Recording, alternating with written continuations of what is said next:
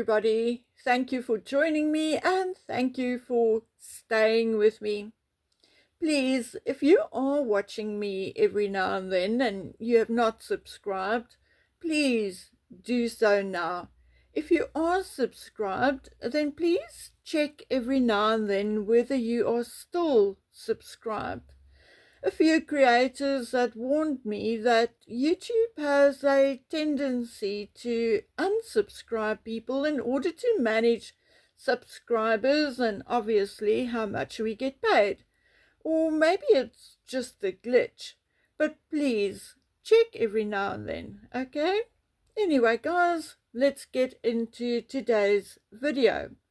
Okay, it appears that Justin Trudeau and Perry may be dating, or maybe it was just a friendly once off, but I mean, he took her out to dinner and he went to a concert. I don't know, we'll see.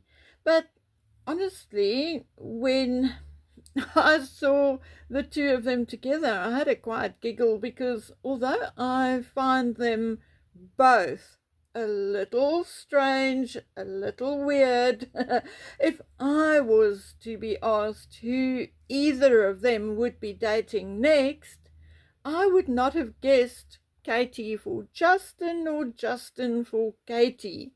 I mean, what a strange, strange world. Oh well, let people get on with their lives. Sophie had dated a businessman and a surgeon, and Justin and Sophie had been separated for about 2.5 years before they even announced their separation and pending divorce. So it seems to be a fairly friendly divorce, so I wish them all good luck and happy days. Okay, so on to less happy things. Do you think it is a good idea for President Trump to visit Britain in September? Apparently, J.D. Vance will also be visiting between now and then for what is allegedly being called a working holiday. So you can bet your bottom dollar something is brewing. But besides that, my heart is aching for England. I watch the news, both British and South African news, every night and some mornings. And something will have to give very, very soon. As South African, I know exactly what the British are going through, except when we were going through the exact same thing, South Africans were called xenophobic. And now, will Mr. Trump apologize on behalf of Americans for calling us South Africans xenophobic? Will, say, Farage apologize on behalf of Britain? Okay, I mean, admittedly, we had a few atrocities committed during the protests on illegal immigrants, etc. But in my opinion, it is not much different from what is happening in England. Southport, remember, London stabbings, burning buses, overturning police cars, remember? Exactly what happened in South Africa. Yes, I mean, people do have selective memory, and selective memory is a difficult thing to deal with. But anyway, people, especially the woke brigade, appear very ignorant. Every refugee, illegal immigrant, whatever you wish to call the people entering, not only illegally, but they all enter with needs for food, shelter, often medical care. Now the shelter comes with electricity or gas, sanitation and water usage. Once they are processed and they can go work, they are often prepared to work for minimum wages. They also have different values, do not always abide by the laws and standards of the country. Like I saw the other day when some illegals in London were caught cooking a swan, and another group were caught at a turnstile with a dead duck, which they took off some ornamental pond. So, Trump was right.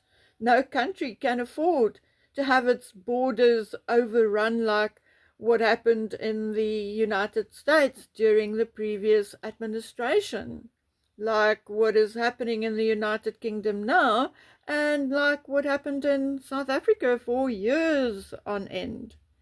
Every country in the world has X number of resources, and that is why we are sort of naturally separated by borders, namely to prevent some kind of imbalance. We are human. We are not locusts, which move into one area, devour it, and move on to the next. Anyway, it is hard to describe the emotion one experiences when you read certain things. Like King Charles saying, there are no borders between England and France. I've travelled a bit when I was a little younger, and my whole family has at some point in time. We are not ignoramuses. And I've often found that people will think I am Australian, and when I tell them no, I'm from South Africa, their attitude suddenly changes. It is like they think that we are still riding elephants on the highways. Anyway, it may have taken Cyril and his predecessors, Mbeki and Jacob Zuma and all their mates, a few years to recognize the importance of borders.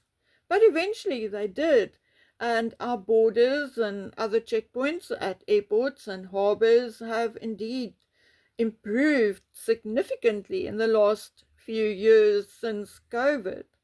So that is what baffles me. If we now understand, and I mean if we here in Africa now understand the significance, then why or how can a supposed educated man like King Charles not understand it? I am truly baffled, appalled, and saddened by the King's reaction to Donald Trump's words and warnings. What is wrong with the man? He is King of England and head of state of 14 other countries, none of which are Afghanistan, Pakistan, Syria, or any other Muslim country. Charles is also the head of the Church of England, and he's not an imam preaching Islam. His fears and attitude towards Trump's upcoming visit does not bode well for positive diplomatic relationships between the two countries. I'm not fearing that Trump will say something to offend Charles. I'm afraid that Charles will say something to offend Trump. How can Charles allow his media center to put out word that he was appalled by Trump's stance on illegal immigration and repatriation and deportation? It is the height of irresponsibility. I'm 100% honest. I have no idea for how long England will be able to put up with Charles and his best friend and buddy Keir. Okay, guys, now remember, this is my opinion based on my experiences. You may indeed 100% differ from me, and that is okay. Just keep it respectful, please. At this point, I just feel that it would be better for Trump not to visit England in September. I think that's all for now. Okay. The next thing I want to address is obviously Harry and Meghan. You may indeed be a little disappointed that I'm not jumping on the bandwagon and talking much about the so-called end of the Netflix deal or the supposed impending divorce. Yes, I'm guessing and speculating like anyone else. And yes, my information is also that the relationship between Harry and Meghan is indeed extremely fraught and strained, which, if I use my brain and I try to make sense of it all, it sounds very reasonable, because in most relationships there will be stress and strain and arguments when there are financial and business issues. Now imagine someone like Harry, who has never had to even think about paying his own bills, never mind worrying about it. Can you imagine how stressful it must be for him? So that is just the straightforward normal part. Now add all the other stuff like personality disorders and drug and alcohol abuse, and it gives you a toxic relationship like none other. So I'm not going to argue about the fact, or the supposed fact, that the relationship and then the marriage may be pretty much over. I'm not going to take that up with anyone. But I prefer not to say that there will definitely 100% be a divorce. The two of them are also so devious that I hardly trust anything they say or do. It could very well be a ruse to get Harry back in with the royal family. So I would rather wait until there is paperwork filed.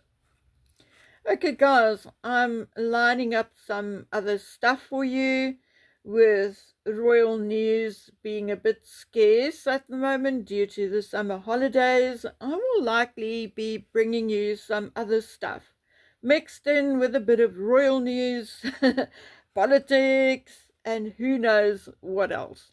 And then I'm also working on some other footage which I'm currently shooting and editing.